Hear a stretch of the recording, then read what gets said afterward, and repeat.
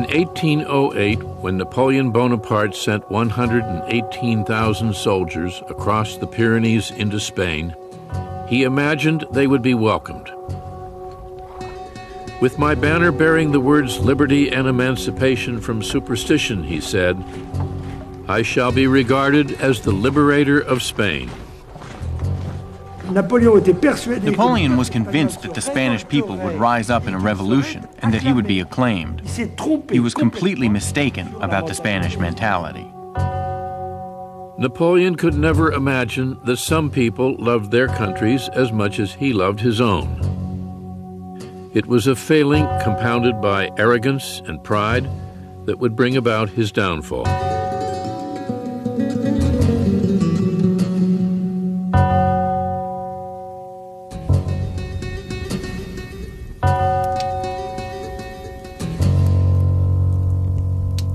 Napoleon's economic blockade of Great Britain wasn't working.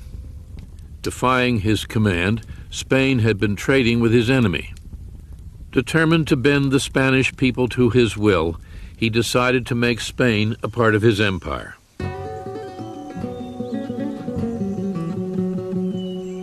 L'Espagne, à cette époque, était dans un état d'avancement. Spain at that time was far behind all the other countries in Europe.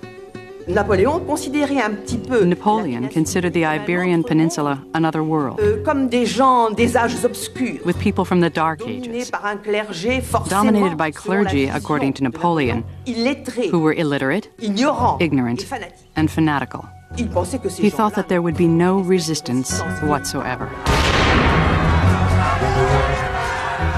On May 2nd, the Spanish people rose up against the French army in Madrid.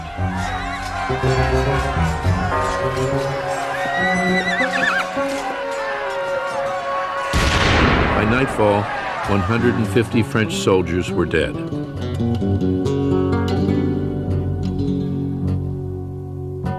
The French retaliated.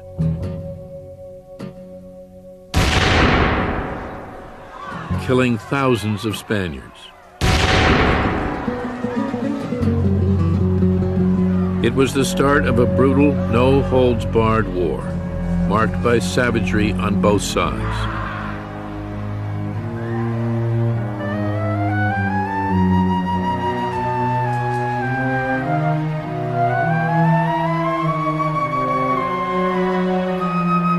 The French tortured and mutilated their prisoners.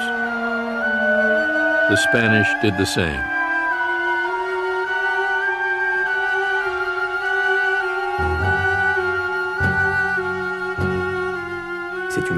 It's a war of atrocities. C'est une guerre, ce qu'on a appelé la guérilla. It's guerrilla war. The word comes from this time. The French army has never fought this kind of war. Not at all the glorious war that they fought elsewhere.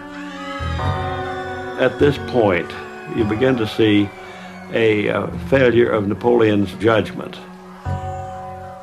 He had somehow lost sense of proportion. He gets into Spain, and he won't give up. Thousands died, but there was no decisive victory. Napoleon would keep his armies in Spain for 5 years, unable to break the will of the Spanish people. Napoleon n'accepte plus. Napoleon no longer accepts advice. Napoleon ne croit plus. Napoleon only believes in himself. He only has confidence in his star. Et donc, so he is going to be blinded. As his empire grew, Napoleon increasingly assumed the part of a Roman Caesar, godlike and infallible. Now he wanted a son to succeed him. But Josephine had never been able to give him one. 46 years old, she knew she never would. I know I will be shamefully dismissed from the bed of the man who crowned me, she told a friend. For months, Napoleon hesitated. They were a couple very well suited to each other. Up to the end, he believed that Josephine was his lucky star. That's why it was so difficult to divorce her. At last, he decided to tell Josephine they must sacrifice their marriage for the greater glory of France. 2 weeks later, the divorce became official. "I understood my Bonaparte," Josephine said. "I knew very well that in the end he would get his way."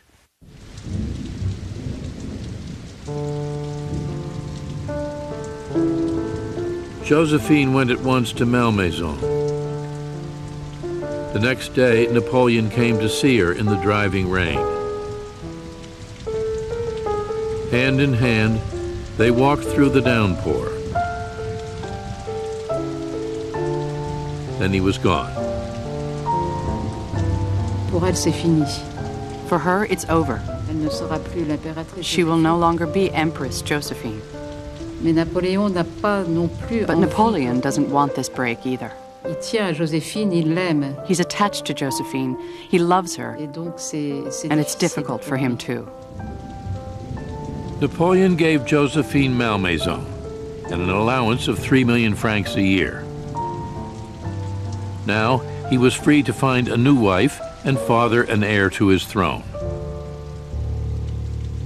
"I want," he said, "to marry a womb." He cast his eye on the Archduchess Marie-Louise, the 19-year-old daughter of his old enemy, the Emperor Francis I of Austria. Marriage to Marie-Louise would ally him with the Habsburgs, one of the great reigning families of Europe. But the young woman despised Napoleon. Just to see the man, she wrote in her diary, would be the worst form of torture. Her father overruled her objections. Marriage with Napoleon, he told her, would bring Austria peace and an alliance with the most powerful country in Europe. Brought up to obey, the 19-year-old girl said goodbye to her family and headed toward France. On April 2nd, 1810, Emperor Napoleon Bonaparte married the Archduchess Marie-Louise, with all the extravagant display befitting the joining of two empires.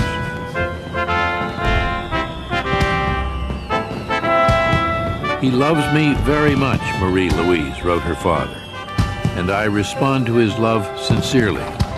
There is something very fetching and very eager about him that is impossible to resist." Napoleon must have wondered if he was dreaming. He was marrying a Habsburg. He was becoming allied with one of the oldest and most venerable monarchies in Europe.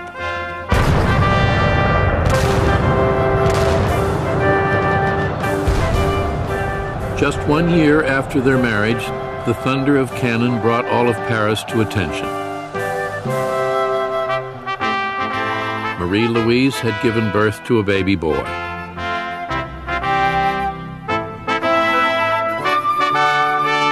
Napoleon called him the King of Rome.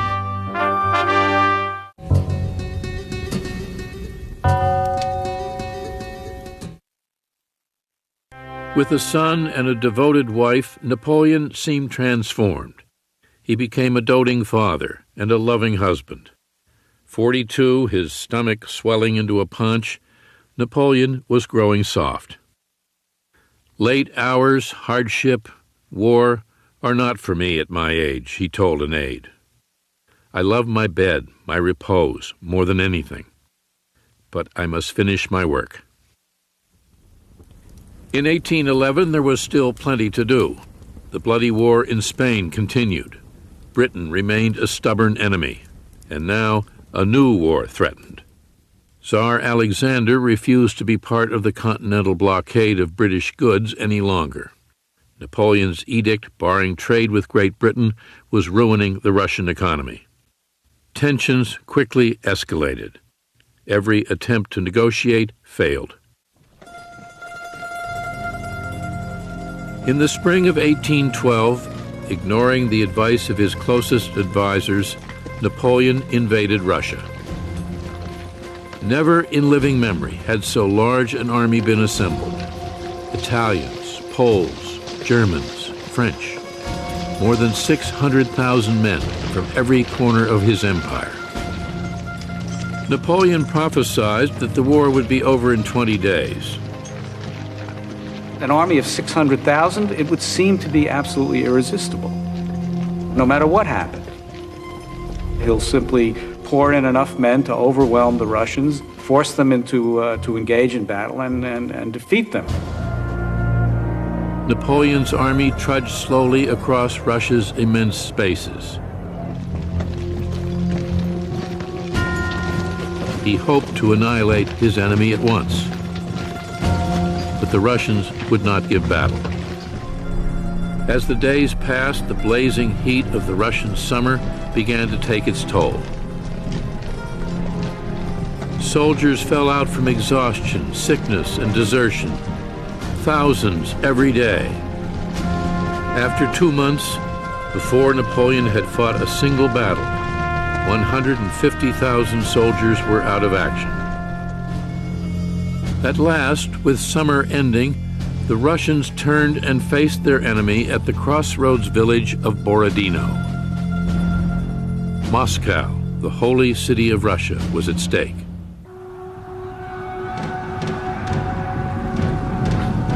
The Battle of Borodino was a brutal slugfest. Napoleon threw his enormous army at the Russians in a frontal assault, showing little of his old strategic subtlety.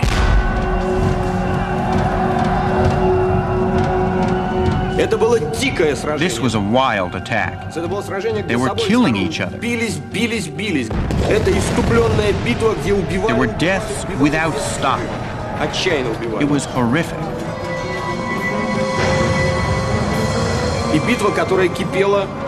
The battle began at 6:30 in the morning and lasted until 3 in the afternoon. At that point, both armies were exhausted.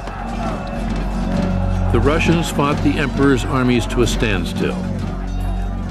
The next day, they withdrew, leaving Napoleon proclaiming victory.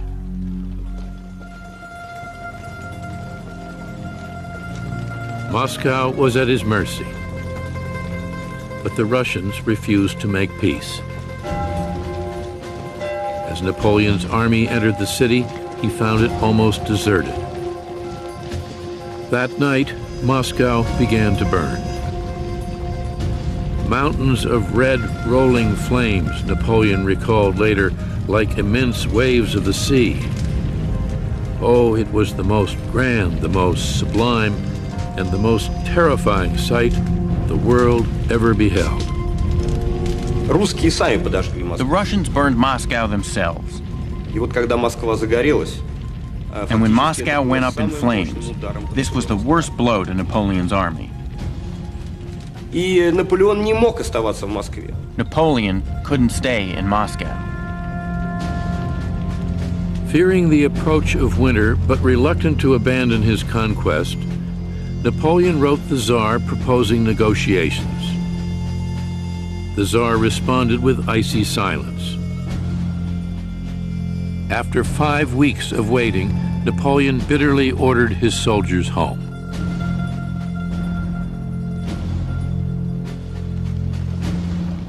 On October 19th, he led his men, laden with spoils, out of Moscow through the gate of Kaluga. It was a warm fall day.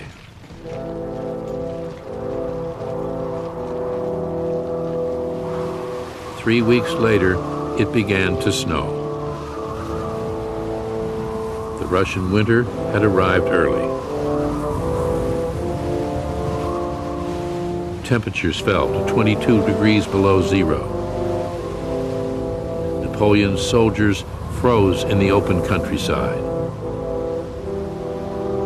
Our lips stuck together, one soldier wrote. Our nostrils froze. We seemed to be marching in a world of ice. Food ran out. Horses died by the thousands. Hungry soldiers quarreled over the horseflesh.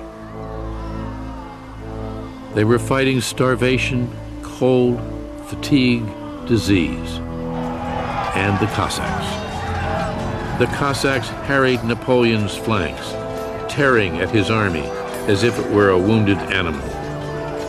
The army is being eaten away because it is being attacked on all sides. So the army fell apart, little by little. The French army no longer existed as a fighting force.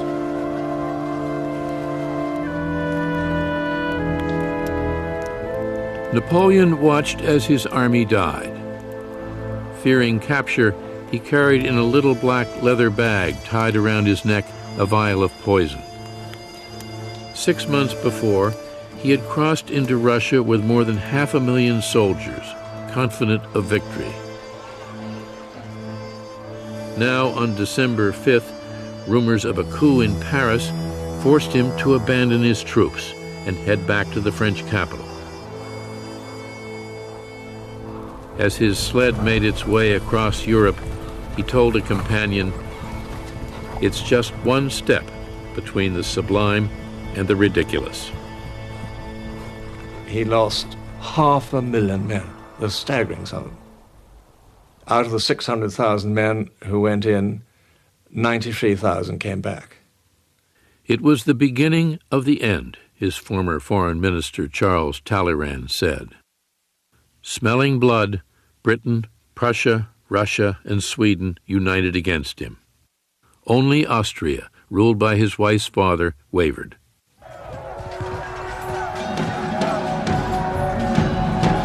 Clinging to the hope that one decisive battle could turn his luck around, Napoleon rallied France for yet another campaign in Central Europe. He just was fighting here, fighting there, fighting the next place, hopelessly outnumbered. Could never win, but still fighting like mad. In the fall of 1813, the Allies caught Napoleon at Leipzig, where they outnumbered him 2-1, and punished his armies in a bruising battle that lasted 3 days. The legend of Napoleon's invincibility was over. His armies were now in retreat everywhere in Europe.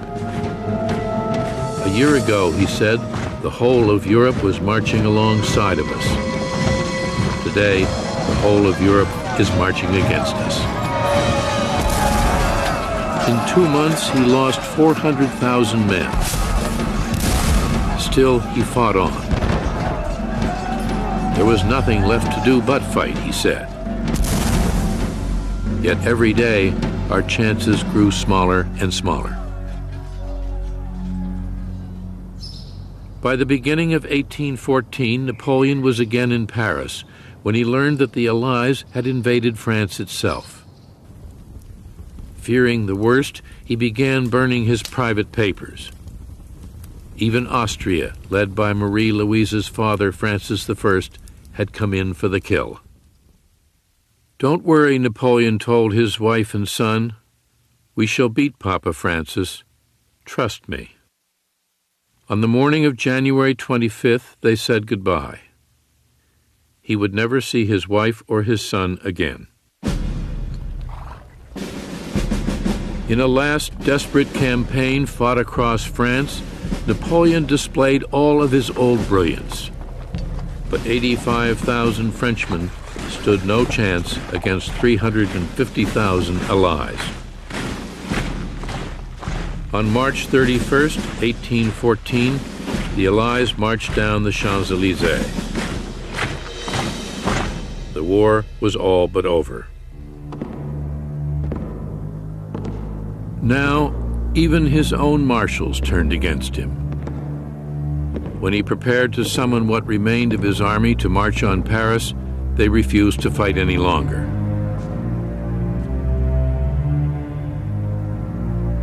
On April 12, 1814, Napoleon picked up a pen and renounced his throne.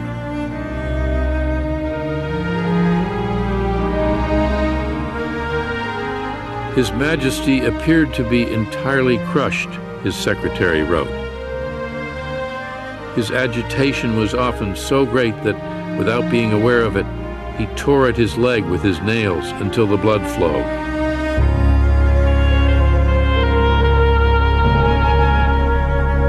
That evening, he emptied the contents of a leather pouch into a glass of wine and drank it. The poison failed to kill him. He would live to see everything he had won taken from him. My father arrived hours ago, Marie-Louise wrote him 2 days later. He will not let me come to you or see you. I am so sad I don't know what to tell you. I kiss you, and I love you with all my heart.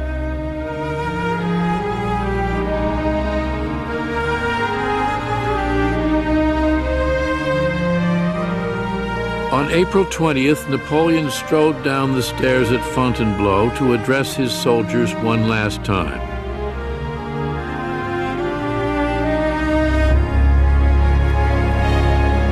Goodbye, my children. I am leaving. Do not grieve over my fate. I would like to press all of you close to my heart.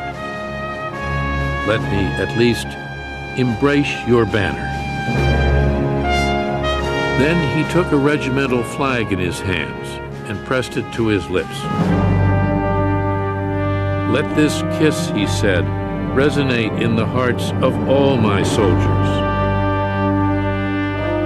Farewell once again. Let this last kiss enter into all your hearts.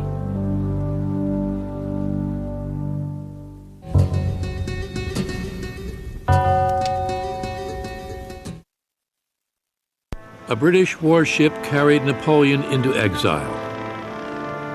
Just 45 years old, he had won, then lost an empire.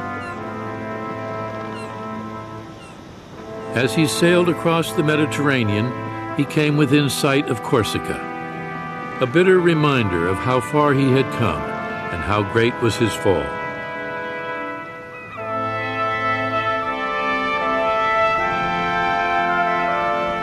He was given a villa perched on a hillside 100 feet above the sea.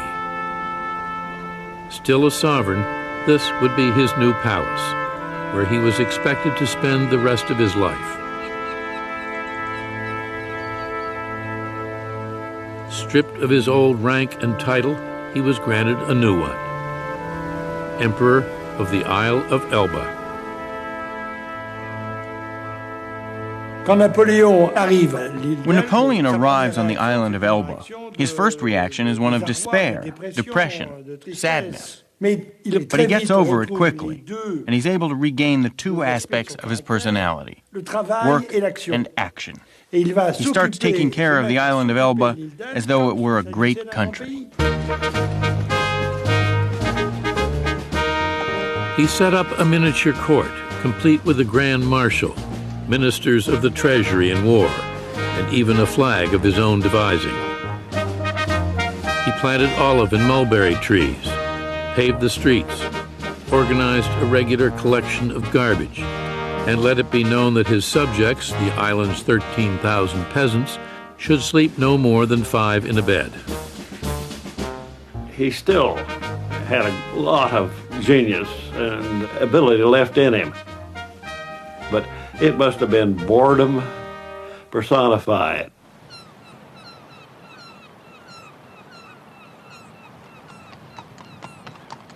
Napoleon spent his days on horseback, exploring Elba's meager resources.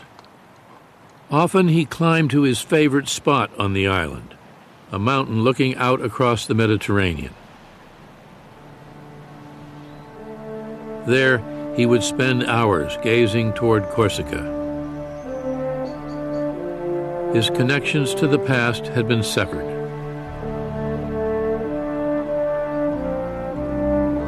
When he learned that Josephine had died at Malmaison, he did not leave his room for 2 days.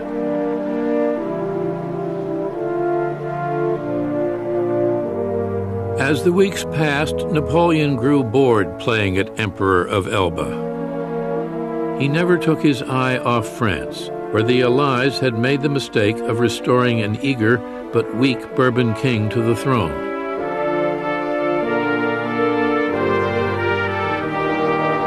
King Louis XVIII had neither Napoleon's charm or charisma. France had a constitutional monarchy now, but with royalists threatening to abolish the gains of the Revolution and the economy floundering, the king soon became unpopular. For 10 months, Napoleon watched and waited. Then on February 26, 1815, he slipped off of Elba with a handful of soldiers and eluded British and French warships. After making a mistake or suffering a misfortune, he said, "The man of genius always gets back on his feet." Once ashore, only the king's army would stand between Napoleon and Paris. 6 days after landing in France, he confronted a regiment of infantry ordered to bar his way. Napoleon advanced alone to meet them. "Soldiers," he cried, "if there is one among you who wants to kill his general, his emperor, here I am." Suddenly the soldiers began cheering wildly. "Long live the emperor! Long live the emperor!" 2 weeks later, Napoleon was in the French capital, and Louis XVIII had fled. The news hit Europe like a bombshell. The devil, his enemies said, has been unchained. And again, the mystique of Napoleon. Here's the emperor. Vive l'empereur, they shouted all the way to Paris. But it was really sort of crazy. He hadn't got a hope. For months after Napoleon's abdication, the Allies had been at odds with one another as they met in Vienna to hammer out an agreement to determine the shape of post-war Europe. Now, Great Britain, Prussia, Austria, and Russia united once again. They declared Napoleon an outlaw, an enemy and a disturber of the tranquility of the world, and readied their armies for war. Il avait toute l'Europe contre lui. All of Europe was against him. There wasn't a chance of France beating this coalition arrayed against it. Dressé contre elle. By the end of May, the British and Prussians had 2 armies in Belgium. Austrian and Russian soldiers were on the way. Napoleon's only hope for survival was one last desperate gamble. He planned to drive a wedge between the British and the Prussians and defeat them before the Austrians and the Russians could arrive. Napoleon raised an army and marched toward Waterloo. Napoleon's fate would be decided on a field of rye and clover, 1 mile long and 3 miles wide. Waiting for him was Great Britain's most formidable soldier, the Duke of Wellington. Tall, aristocratic, rather arrogant, disdainful, not an enormous amount of imagination, but totally unflinching, nerves of steel. He knew his army, and he knew what they would take, and he knew how to deploy them, and he was superlative on the defensive. Wellington commanded 68,000 men, but he was counting on 72,000 more. The Prussians, led by Marshal Blücher von Ballstadt. Blücher's greatest wish was to capture Napoleon and have him shot. With Blücher and the Prussians by his side, Wellington would outnumber Napoleon 2-1. The Duke impatiently waited for the Prussians to arrive. Wellington said to Blücher, "For the love of God, come as fast as you can. We'll fight to the last moment to the last man." But Blücher was still many miles from the battlefield, and Napoleon had sent a sizable force of his own to intercept him. It was not clear whether Blücher would get there on time or at all.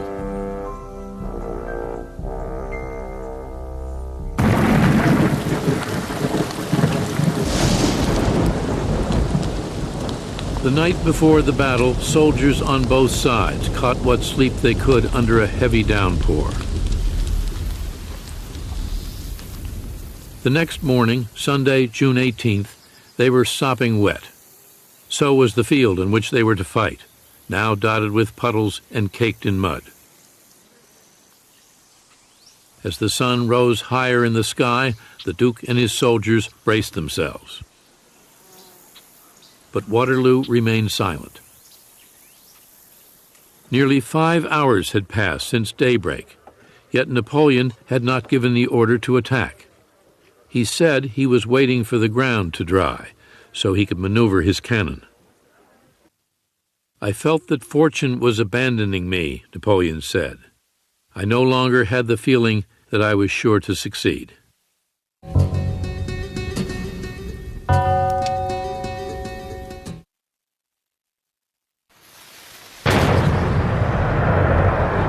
Finally, at 11:30, Napoleon's artillery opened fire. His battle plan was simple. Wellington's men occupied the outlying farm buildings on both flanks and the crest of a ridge in the center. To break them, Napoleon ordered no elaborate maneuvers. He would stake everything on a massive frontal attack. He meant to attack Wellington first, and the quicker the better. He thought Wellington would run for his ships. Then he would turn around and blast Blucher. Shortly after midday, Napoleon ordered a barrage of his most powerful cannon. 74 guns steadily lobbing cannonballs at Wellington's center.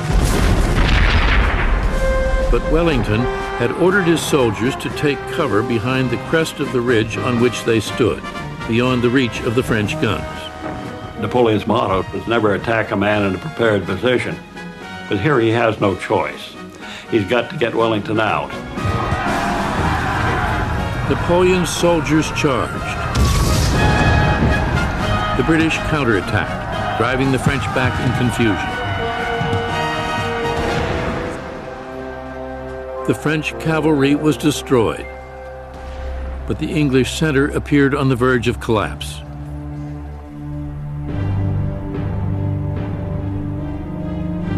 The sun hung low in the sky, glowing blood red through the trees and smoke.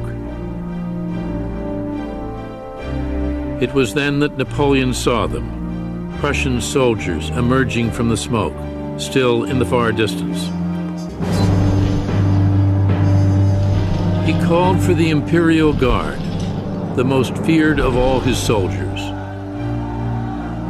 Throughout the fighting, he had held them in reserve. Now, he sent them forward.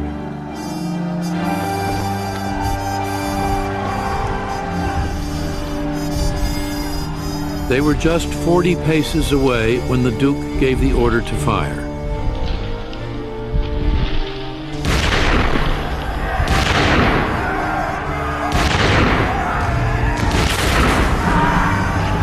In less than a minute, 400 Frenchmen fell.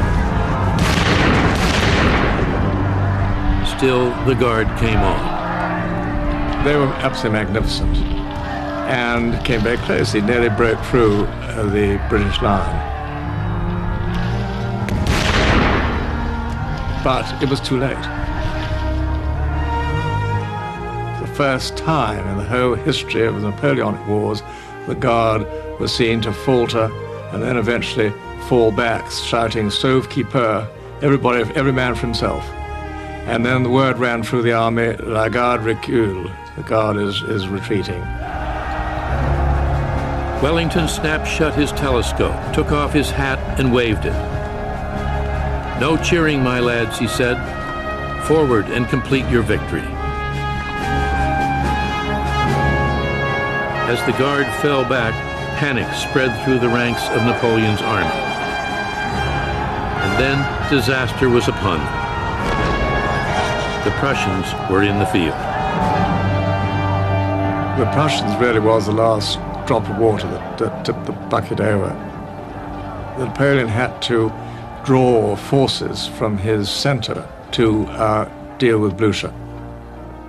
Blucher won the battle. If Blucher hadn't been there, I don't think Wellington would have made it. "A damn nice thing," Wellington said later. the nearest run thing you ever saw in your life.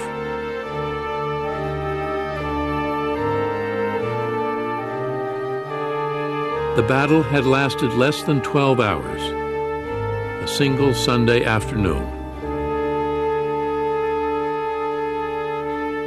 The field bloody with the wounded and the dead, Napoleon tried in vain to rally his men, then turned his back on the catastrophe and escaped. With all of Europe against him, Napoleon saw the futility of going on. As allied armies closed in around him, he let events run their course. On June 22, 1815, 4 days after the Battle of Waterloo, he abdicated his throne for the second time. With no hope of escape, he put himself at the mercy of Great Britain. He wished, he said, to reside in a country house near London. The British turned him down.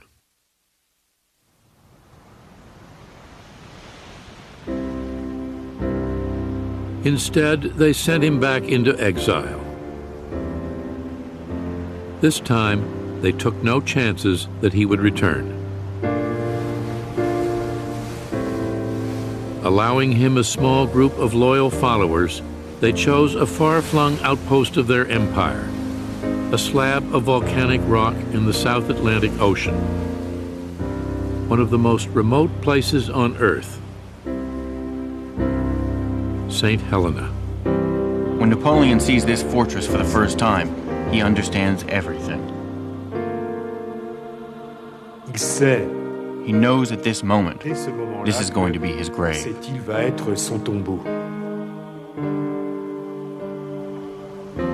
Once the ruler of nearly all of Europe, Napoleon found himself confined to an island 10 miles long, 6 miles wide. It would be nice, he told an aide, to fall asleep and not wake up for a year or two. On Elba, he had at least been an emperor. On St. Helena, he was a prisoner, guarded by 2,000 soldiers and 2 ships that circled the island 24 hours a day. His final palace would be a wooden bungalow that had once been a row of cattle stalls. He was 46 years old, with nothing to do for the rest of his life but eat, sleep, and search for a way to occupy his mind. To die is nothing, he said, but to live defeated and without glory is to die every day.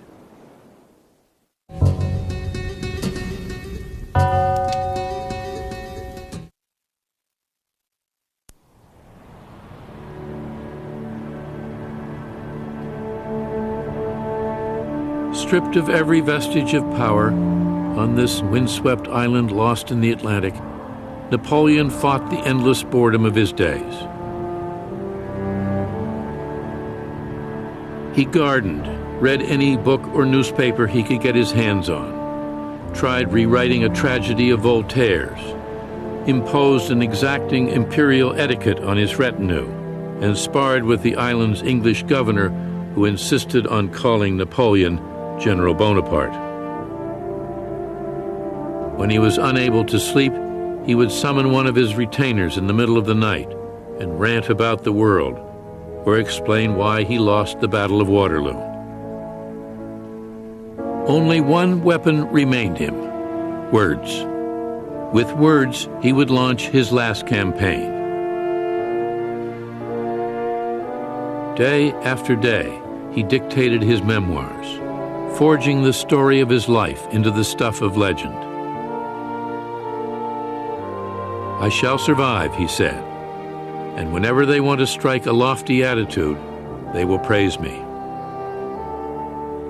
Il avait, pendant ces jours-là, décidé que sa vie... He had decided during this time that his real life had ended, but that now his legendary life would begin, and that he had to take care of it. He re-argued his decisions and refought his battles, recalling his greatest triumphs for all the world to admire: Rivoli, the pyramids, Marengo, Austerlitz. These are granite, he said. The tooth of envy is powerless there. The Civil Code, the Bank of France, the bridges over the Seine, schools, roads, canals, libraries. He made them all bear witness to his enduring legacy. He reconstructs his actions to justify his choices, to say that he was the savior of the revolution, to say that he wanted peace, to say that he wanted a new world, and that the kings of Europe were opposed to a modern man, a man of action who was working for the good of the people.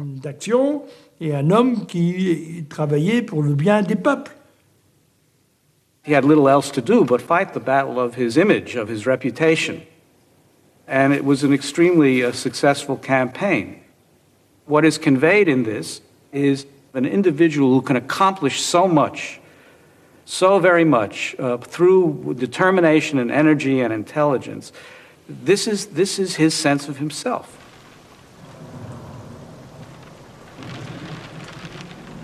As time wore on, his health failing, Napoleon at last gave way to boredom and then despair. He really felt this sadness falling little by little, like a drop of acid which finally corrodes your soul. I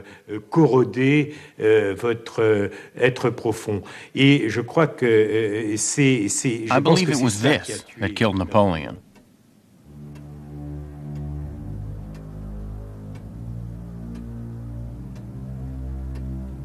Napoleon lasted 5.5 years on St. Helena.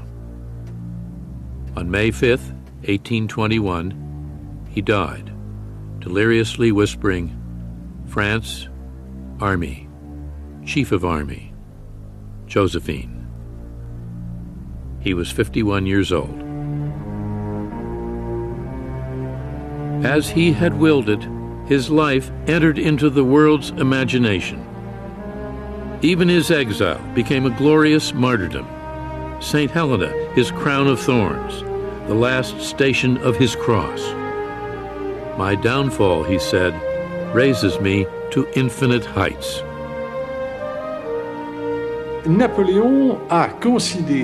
Napoleon considered it necessary to present himself as a martyr. He said, if Christ hadn't been crucified, he would never have been God.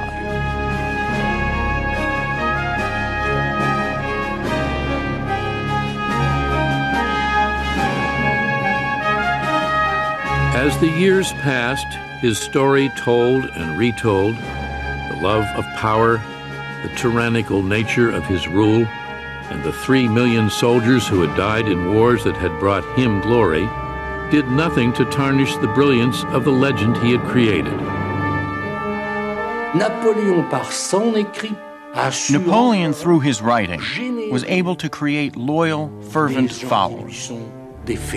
It's extraordinary.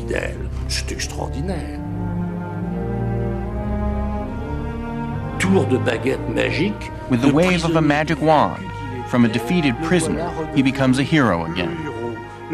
He becomes the one who writes history. He doesn't die. He will never die. Il ne mourra jamais.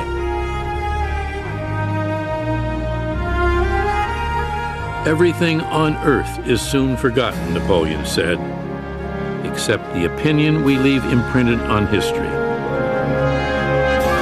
There is no immortality but the memory that is left in the minds of men.